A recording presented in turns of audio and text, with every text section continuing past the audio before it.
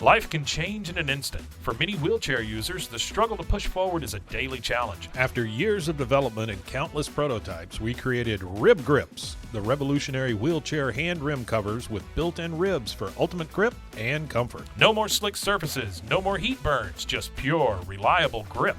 Rib Grips, empowering you to push forward with ease. Rib Grips, get a grip on your freedom. Discover the difference. Visit ribgrips.com and use promo code GRIP today. You just found the perfect product that helps with staying cool during hot summer runs. No more gross warm water. Stay cool with this product from Gear Handle. This hydration tube cover helps keep your water cool and easily accessible. Stay hydrated during those long summer runs or even delay from freezing in the winter. Plus, they're compatible with various brands of water bladders and come in various colors. Visit gearhandle.com and use promo code H2O today. Caroline, you should tell them about the newest thing that Bloody Happy Hour is doing. A Patreon. It's a Patreon. What is that? That means you're basically like a VIP member, and there's 2 different levels that you can, subscribe to, and you get some perks. You maybe get like merch a little earlier. You get exclusive merch. You could get first dibs on signing up for a live show. You get episodes with no commercials. You get our video because our video is no longer available on YouTube. It is only on Patreon.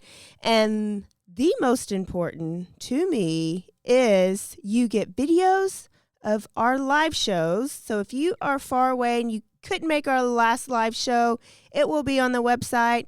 We're going to record this future live show. It's going to be on Patreon, but also bonus episodes each month. You guys tell us all the time you want more episodes. This is a way for you to get more episodes. So you're going to get our basic Tuesday, Thursdays that we always put out, right? But if you're on a Patreon, you're VIP, you're going to get more. I can't wait to talk about in detail some more stories because I always have a lot of details I want to go to. I can law-splain. I might read a book. They just unsubscribed.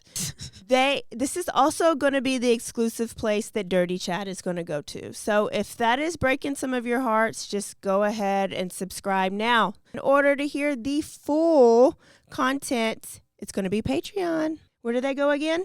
Patreon.com/Bloody Happy Hour. Don't forget to stay aware, stay alive, and always be DTF. This is a Rogue Media Network podcast.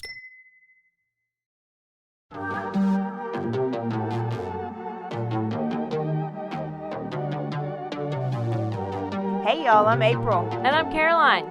And this is your Bloody Happy Hour. Caroline, are you ready for this? This is your newest guilty pleasure. It's the bloodiest part of your week. Did we say something about it also being happy hour? Show did. Because we about to be sipping on some murder. Bloody Happy Hour.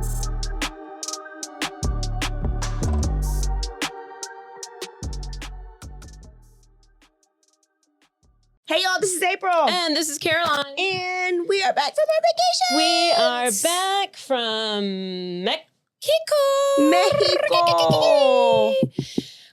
Did you learn a little bit of Spanish when you were down there? Sí. Sí, señorita. good. Order a drink right now. Yo quiero tequila y cranberry juice. Good job. That's how I do it. Were you allowed to get the good tequila? Double. You said that every single time. Double. Philip, Francisco, and he was the bartender. Francisco and Filiberto. Listen, my favorite bartender was Francisco and Orlando. I had one swimsuit that had a boob window in the middle. And Filiberto really liked the boob window. That's when he finally asked for my name after 3 days. Did they call you Carolina? I was like, he's like, what's your name? I was like, Carolina. And he was like, what? And I was like, Caroline. He's like, oh, very nice. Yeah, very nice. How, and he's, ¿Cuántos años tienes? Yes, and I was like, how many days? Oh, yes. Yes, I understand. I'm very young. Very young. She's 40. I'm young. Nice. So, Viva Mexico. So But we're good. back, and we're back on schedule, and we got a quickie for you guys. And if you're brand new, you're going to hear something's in the news. And so what's today's date, Caroline? Today is July 18th. ¿Qué día es hoy? Oh, no, today No, is... ¿cuál es la fecha? ¿Cuál es la fecha? Today is July 23rd. No, what's today in real life? Because In real life, it's the 18th. it's the 18th, so y'all know what we're going to talk about. We've been gone for a week, so just get ready for what's going to happen in this quickie. But can you end with that? I will end with the shot heard around the world. I will end with that because I got a lot to say. But let's start with a case that we've followed for a while, which is Caleb Harris. Oh.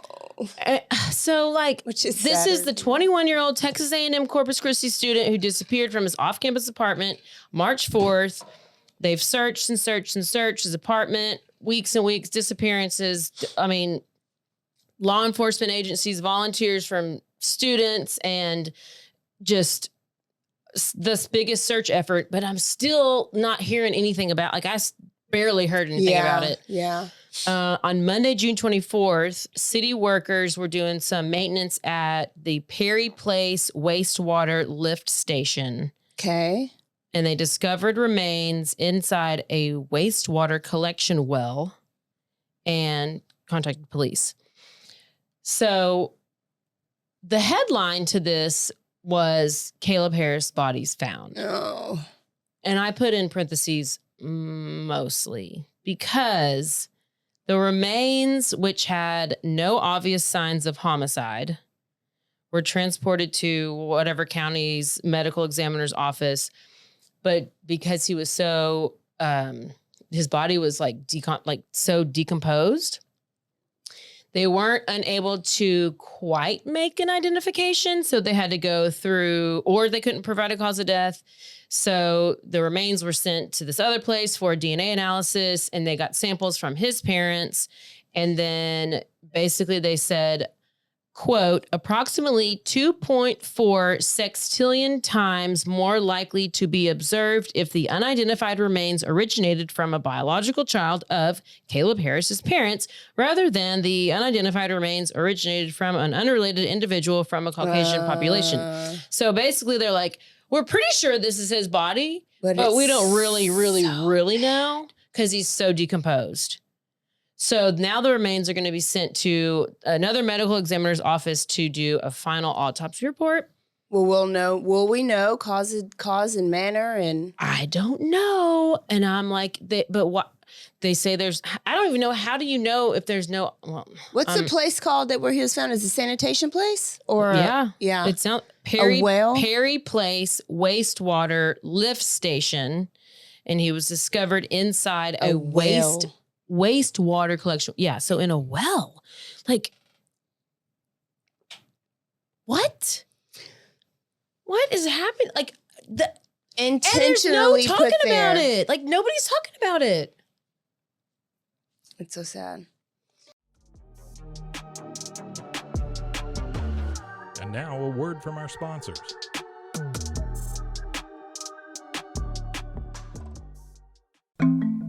People often ask me, how did I get started in true crime? Well, this is the case that started it all. My true crime origin story. And it happened right here in Keller, Texas. 911, where is the emergency? Oh my God, my husband was shot. Somebody was in the house. Coming July 16th, 2024. Final Days on Earth, Season 3. The Life and Death of Greg Williams.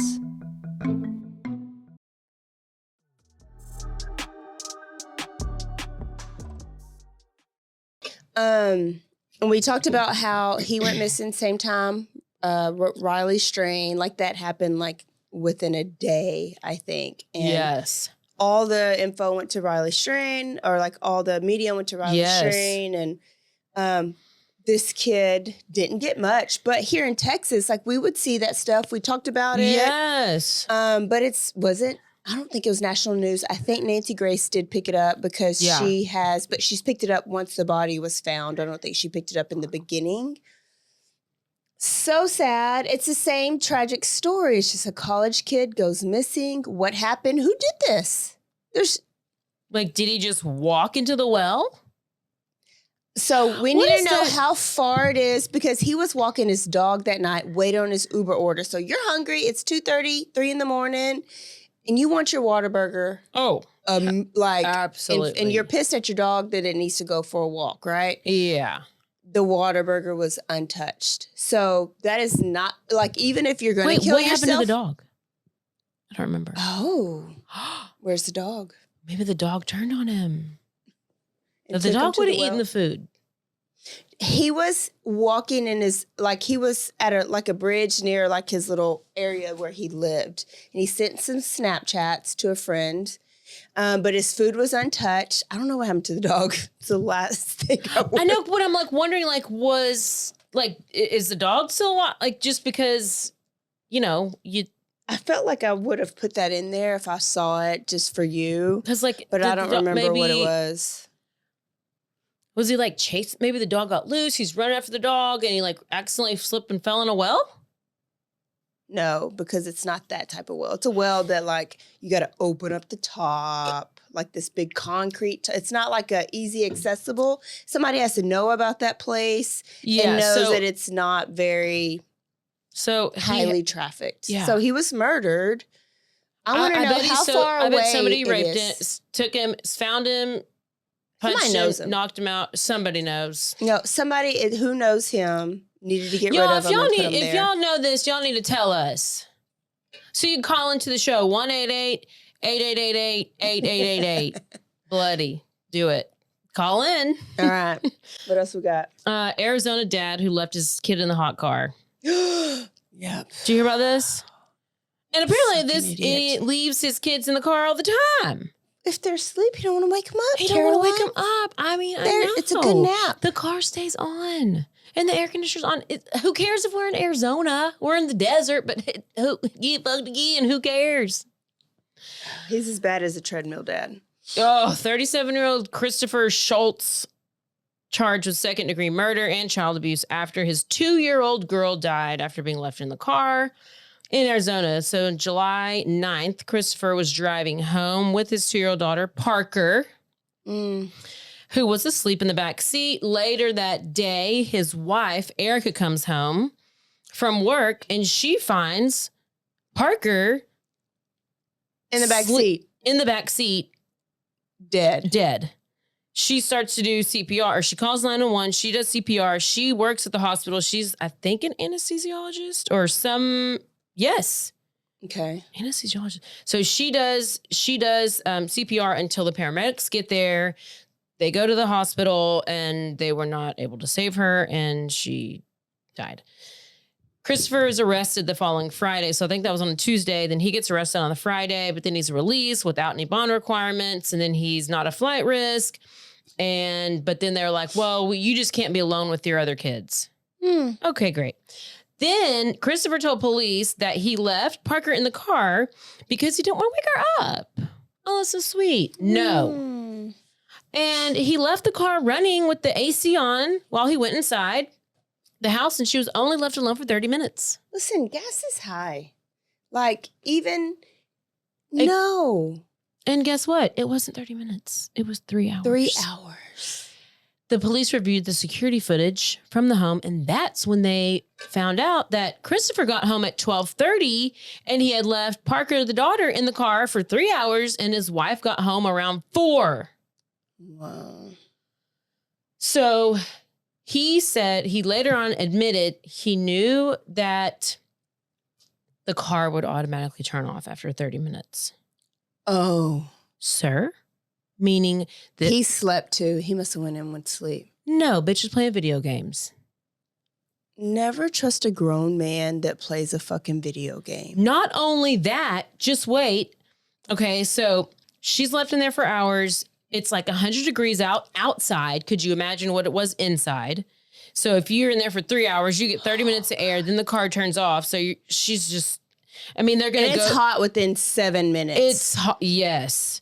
So apparently Christopher was like, he's done this before and he's left the car on and everything was always fine. And he's done it with all of his kids and it's not a big deal. And apparently he Erica, the wife, texted him saying, I told you to stop leaving them in the car. How many times have I told you, Christopher? And he replied, I'm sorry, babe. I'm sorry, babe. For our family, how could I do this? I killed our baby. This can't be real. It's real. So this guy And very preventable. has literally done this over and over and over and over to all of his kids. And now she's posted on, or she's like gone on and she's like, I just need him to be like released on bond because we already lost somebody from our family and we need to just at least keep what we have left of our family together. Ma'am, your daughter just died. I can see that just a little bit. She's like, that would be double trauma on my kids. However, if you're texting him like, I told you not to leave the kids in the car again, ma'am. All he's going to do is kill another kid. Either he needs to not have driving privileges. I don't know if you probably should like maybe divorce him or never date a guy that plays video games because that is it. So surveillance videos. Yeah, found that she was in the car for 3 hours. Search warrants show detectives are checking on the electronics of the car so they can see how long it was running, when it was parked, when the air conditioning was on. Investigators are checking other electronics like cell phones, laptop, and a PlayStation 5. And they're saying that these items could help document what he was doing and when he was doing it. And then they're also checking into the Parker's iPad and hoping that the GPS from the iPad can establish how long she was left in the car, what she was doing while in the car. Was she on the iPad? Was she asleep? Like, so they're going to go through all those things to like piece it together. Yes. Okay. Solving his kid was that much of a burden on him.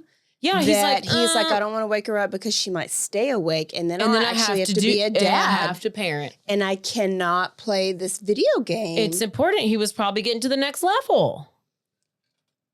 I see him off you fuck with the headphones on and like the controller, and they lose themselves. No, he's in that gaming chair. Oh yeah, yeah, in the dark room. Yeah, and you he's you on lose like yourself. Pornhub. Well, Arizona, he probably could be on Pornhub. Who knows? What else we got? We have a couple updates. Did we update our trials? Karen Reed? I don't think so, because we were gone. I don't remember, but you remember the whole Alec? Well, I don't even know what was it about Karen Reed. Okay, but whenever like the day vacation started, the Alec Baldwin trial had started. And I'm like, I cannot wait to get back home and to be back in trial because this is going to be a short one. It's going to be like six to 9 days. Like it was supposed to be real quick. And I'm watching like clips of the day one. And then I'm like, oh my gosh, you got Hilaria, who is apparently she thinks she's from Spain or something, but she's really from like California. So whatever. And they have like 14 kids. And I just can't stand Alec Baldwin because he's just such an ass. And then his Stephen Baldwin is there. And so you can see them in the background and all the things. And they're going along, doing the opening statements and like, it's fine. And we're like, okay. Day 2 comes around. And then day 3 comes around. And that's when shit hits the fan. So in layman's terms, because it took me a while to figure out like what happened, but basically the person who was in charge of like the ammunition and the guns, they had all these bullets, right? That's what was important. Like, it's like, why is ammo so important in this trial? Well, because they were supposed to have blanks or bullets that don't shoot out and don't kill you, right? No live rounds. Yes. So there was a ton of these bullets, and they were all turned over to the prosecution, the state. Okay. Well, half of them, they were like, the prosecution was like, oh, well, those aren't relevant, but these are. Either way,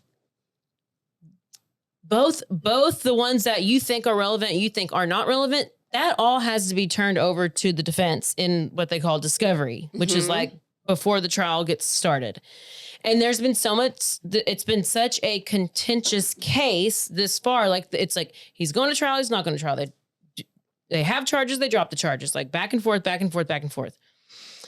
Well, the defense, Alec Baldwin's defense finally finds out about these certain bullets that could have something to do with this case, that they were never turned over to them. The lead prosecutor is like, I didn't even know about these bullets. Okay, well, you're part of that prosecution team. So somebody in your team, the lead detectives, the police, whoever they were given to, just because they didn't give that to you, you're held accountable for it because you're the prosecutor on this case. So now you've done what's called a Brady violation, which means you have information, like you have information that you did not give the defense. Sure. Uh-huh. And it was like such a big deal. The judge is like, case dismissed. That doesn't mean a mistrial. That means it's done. With prejudice. Meaning this case cannot be tried again. Because it wouldn't be fairly tried. With prejudice, right? Yeah. I mean, like, we've proved that y'all are not fair and y'all are shitty and you can't do it again because you're shitty. Wow. So now the girl who was the armorer, Hannah Gutierrez Reed, who was in the first trial, like a few months ago, who got convicted guilty and she has to serve 18 months. She's like, new trial. Give me a new trial. And she's probably gonna get it. She's probably gonna get it. Yes. Yeah. And yeah. And they also, the prosecutors, her name was Morrissey. They had hired this other, what you call a special prosecutor, which is somebody who's from outside of the county or whatever, and who is just a little bit more eloquent and whatever.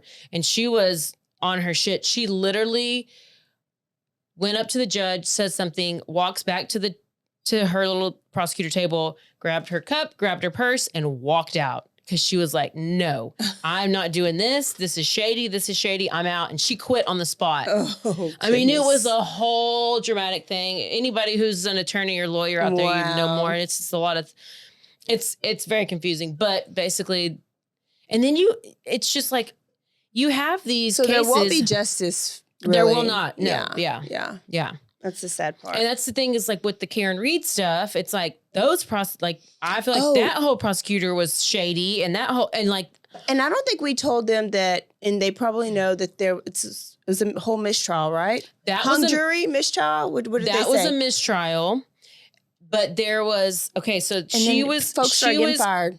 Yes, she was. She had 3 separate charges. But what the jury did was they said not guilty on charge 1, not guilty on charge 3, but they were hung on charge 2. Which was? Charge 2 was a involuntary manslaughter. So they were like, we think that she hit him with the car, but not intentionally. But the other 2 were like, she did not intentionally murder him, and then she did not leave the scene knowing she murdered him. Yeah. And there was only a couple of votes that thought she was guilty on charge 2. And then all these jurors came out. And then the day after, within a week after the trial was over, the lead investigator, Michael Proctor, who sent all the texts to all these people calling her a cunt, saying that she had a leaky balloon knot, saying that she was a whack job, saying that she was crazy. He got, he didn't get fired because he's in the union, right? And so you can't just fire. He's basically, first he was on paid leave. And then a week later, he was on unpaid leave. So he's slowly getting pushed out. Yeah. And then a guy who is related to the Alberts, which are the house that it all happened at, house. Kevin Albert, like a month after Proctor was let go, Kevin Albert was then let go from his job as a Canton. He was either Canton PD or Boston PD. It was based on testimony that this lead investigator, Proctor, the cunt text message guy, he had given his testimony talking about how him and Kevin Albert were on patrol. They go out drinking driving in their patrol car. And then Kevin Albert wakes up the next morning, doesn't have his badge, doesn't have his gun. He lost it. And so he's having to find out where it is. And it's in this other, just being completely reckless.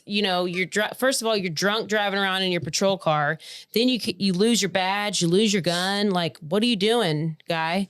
And then this whole Sandra Birchmore case. I mean, this is all this stuff tied in together. So on Monday, which is by the time you hear this, it'll be yesterday.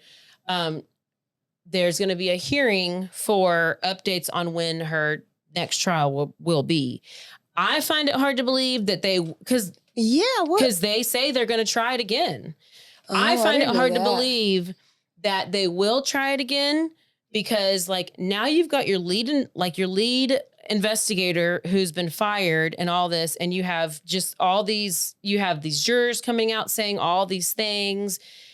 There's we were intimidated by the people who are on the audience, while we were doing closing arguments. I listened to a Murder with My Husband did a very good whole trial recap, and it might have been an hour long, but she was very neutral. Yeah, very neutral and given all the information. Right? So that we can form our own opinion. Yeah. And I can see how the jury is hung because Karen Reed, first, I listened to the first part and I was like, oh, bitch is shady. And then it's oh shit, but the police are shady. The Alberts are shady. They collected blood in Solo cups. Well, yes, but and blew it off with a leaf blower. Unprofessionalism doesn't equal murder.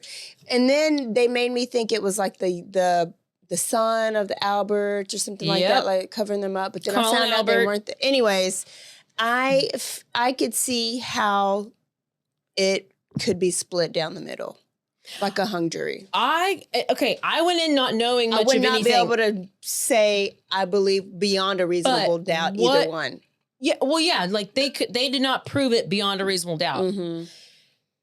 The end when the defense the prosecution put on their case. That is the one that took 4 or 5 weeks. They had 67 or 68 witnesses. The defense had 5 witnesses because they're this obviously. They didn't have to do much.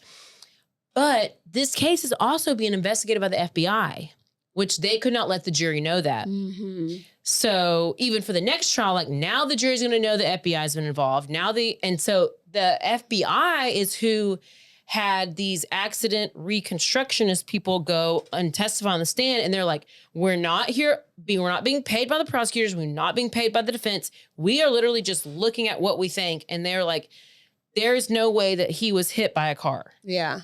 So that I would say, how could you say, oh, she hit him with the car whenever you have this neutral party? Because could you bring, to me, I'm could you bring in 2, if you had 5 experts, 3 will say one thing and 2 will say the other thing. That's wild. And I had a little something about this Timothy Haslett, but you know what? I feel we just need to go straight to the situation because we got history that was made this past week. Okay, so we'll be talking about this in history books. In case y'all didn't know, there was assassination attempt on President Trump, and he survived. His poor little ear. Did not.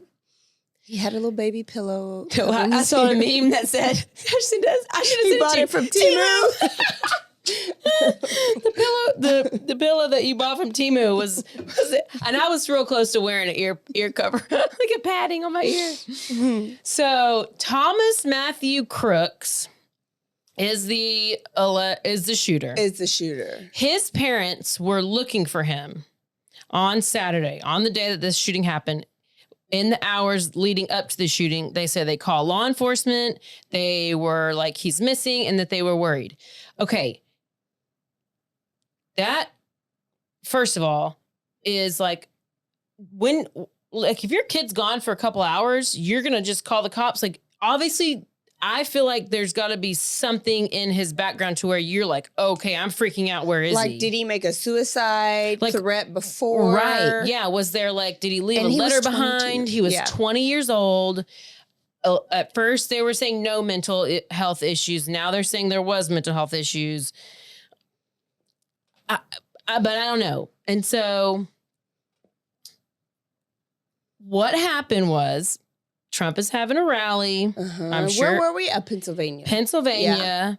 He's literally been on the stage for like 6 or 9 minutes when all of a sudden shots ring out. I hear the shots. And he literally just barely turned his head at that moment to have the bullet graze his ear. It's not a BB gun. And it's a real, because Trent was like, it sounded like a little airsoft gun because in the beginning, and I was like, it did sound soft, but it was a real high-powered gun. Well, I had somebody comment on my story because, I post that shit on my story. Yeah. And then they're like, ma'am, that's a BB gun. I'm like, I don't know shit about guns. I don't know. I know that a BB gun very soft is a BB. But I was like, can a BB gun kill somebody? Because it did. Yeah. And a BB gun. Yeah, no, it was a real gun. It was allegedly a real high-powered rifle or some shit. So he turns his head at the last second. The bullet grazed his ear. If he would have just kept his head there, it would have been shot. He'd have been shot in the back of the head, and there's civil war. I mean, that's just what I think. I mean, it would have been all hell broke loose.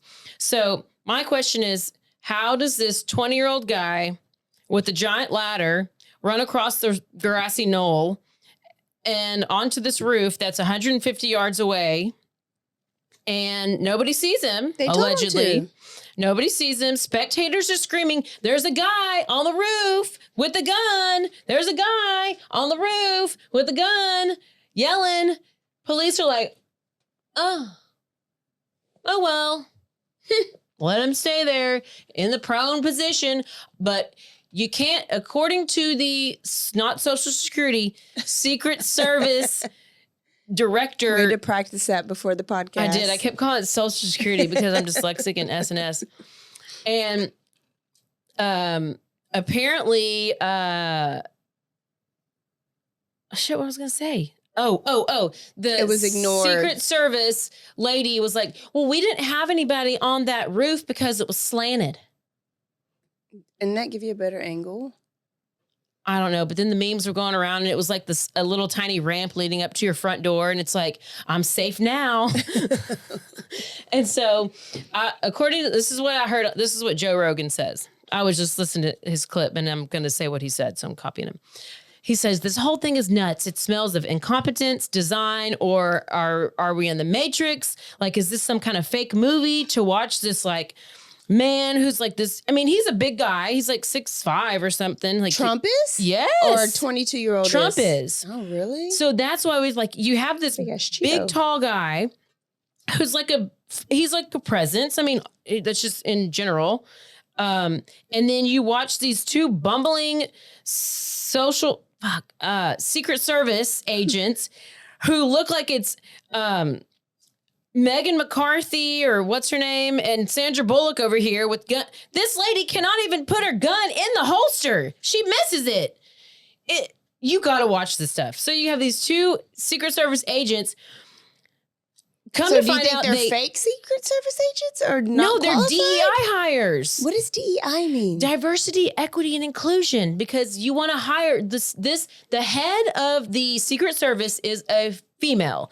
She said her goal is to have 30% or whatever of the agents be female. So basically they're hiring people who aren't qualified, but they're hiring them because of because their race, their color, whatever. Or gender. Yes. Are they white? Yeah. Yes. These two, there's three women who are white who are like ducking. So can you get hired because of it's race, color, or gender? Yes. So but women do shit better than men all the time. But if you want to hire China, the wrestler, to be my Secret Service, Yes. then I'm fine with it. But you can't she's hire dead, though. a 5'5" chick to protect a 6'5" guy. Like, how does that work out? It's Yeah, so it's like apparently where the roof that the guy was on, that the shooter was on, that building was the staging area for the state police. That was where they were staging that's where they were supposed to be. But they weren't And there? then they were inside, but then they heard about there was somebody on the roof. So you have an officer who either like climbs up or is like lifted up, and he sees the shooter. The shooter points his rifle at the cop. Mm-hmm. Cop doesn't have his weapon and like runs and hides. And then it was like within minutes you see like he shoots at Trump and like fires all up in the crowd. The cop doesn't have his weapon? No, he ran away. Like, it's so weird. All these little things coming together, but then they're like, this shooter has no social media. Like, what 20-year-old doesn't have social media? I did see that they were like being very careful. They weren't like, oh, he was a Democrat and did this. They were like, he was actually a registered Republican, but he didn't make a $15 contribution to something else that was more Democratic. $15. Yeah, $15 contribution. People in high school said that both of our people that are running for president are totally ridiculous and that we need to start all over. So maybe his goal was to get rid of one and then go get rid of the other. I don't know. I feel like it looked like it was a kiddie assassination. Like it looked like, what is this? Like it was a joke. And then it turns out it was a fucking kid that did it. Like it looked like it was none of it makes very sense. Generic, it did not seem like real. And then turns out like a kid did it who kind of looked like Eric Harris from the Columbine shooters. Oh God, he was very. And I love how they're working with the high school. Like they are working with the high school to figure out what type of kid he was. They're interviewing like old classmates and teachers, and because you will find a lot about a person. Yes. On their high school. So like the school that he was at, they were doing a commercial like. That's where the BlackRock thing came in. And that's what we saw. And they're like an investment. I'm looking it up because like they're a large asset manager, the largest asset manager in the world. They control $8 trillion in assets. Damn. And they own like they might fund Pfizer or something like that. Like they're the money and they can make shit happen. And Larry Fink and whoever, I don't know. But it's whatever. It's not good. It's just not good. Okay. And I know things. Sounds pretty like I know things. So I don't know if we're in an episode of Black Mirror. I don't know like if this was a setup, if it was a plan, if it was somebody's plan. We just don't know whose plan it was. We just don't know whose it was.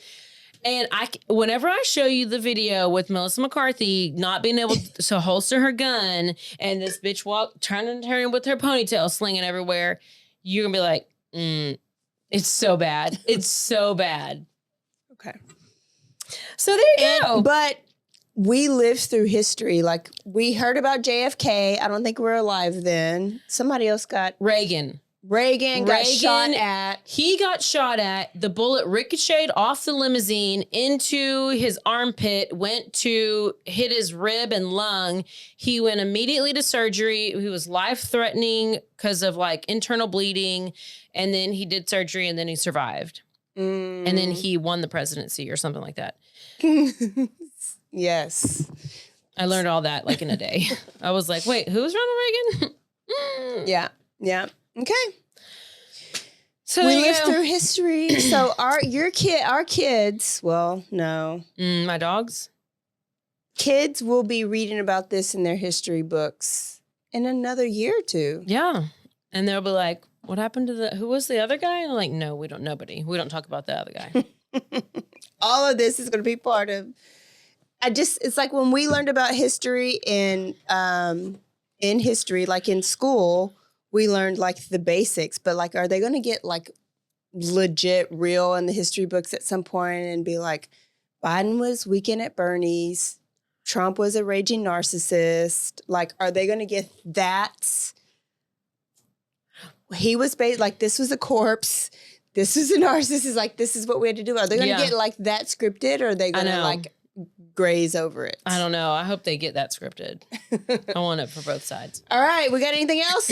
That's it. All right. That's it. We'll see y'all Thursday for a whole new episode. It's a full episode, and we're going to Hong Kong. Oh, Hong Kong. Let's say hello, kitty. Hello, kitty. All right. Don't forget to Stay aware. stay alive. And always be DTF. Bye.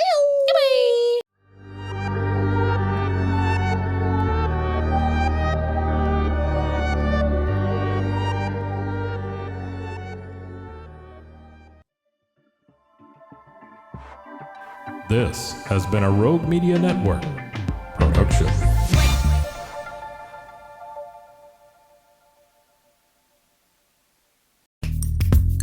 Are you a podcaster? Let's talk podcast hosting. Are you tired of your current podcast host? Need real support in a community that gets it? At Rogue Media Network, we offer top-tier podcast hosting services to help you thrive. From hosting and distribution to dedicated support, we've got you covered. Starting as low as $25 a month. Join our community of passionate podcasters today. Contact us at hello@roguemedianetwork.com.